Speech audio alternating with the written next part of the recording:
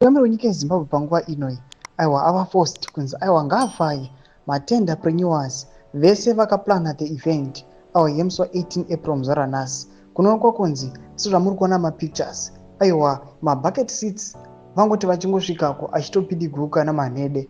Nyasi kuonekwa kunzi even maroads which were leading to the venue anga ane madhaka, mota dzanga dzichinyura, matrucks ana chikenini efood anga asifanira kudyiwa nevanhu aiwa atonyura patori makatapila achitozama kutoti amabudisa. Sana muna mashika mudanyira pana mudumbo subscribe like on the bell icon. Timina pana pa Indo X Lin Emma mudanyira chiti.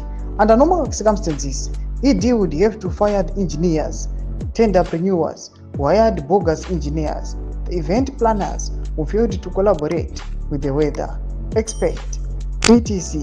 But in the case, he can't do folklore because Dr. Oxy has collected 30% from the tender of millions rolled out for this flop project styles as Zimbabwe at 45.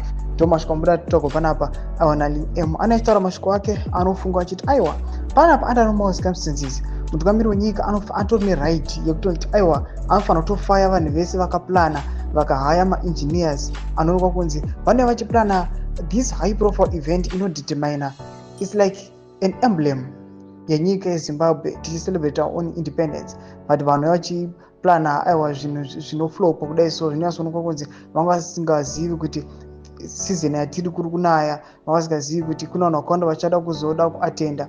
Vachinyaso kuziva kuti the event yasara nemazuva mashoma vanouya vachinoinstalla vachinoisa mabucket seats, cement isati yatombooma angosvika achitongonowa zvavo nemanhede. Masvikoriya panapa atikuona kuti Lin Emu asi nhau yake ari achiti nyika yeZimbabwe mune corruption yakanyanyisa. These guys may not be fired just because there are some people vari kuhigh table kumusoro uko vari kuonekwa kunzi the part of this deal avari matenders vakatorawo tumwe tumari saka kufaya kwacho kunonesa. Ngoti dzemafunguro enyu muri kudiwa musoro pechitiko ichi pena comment section medu.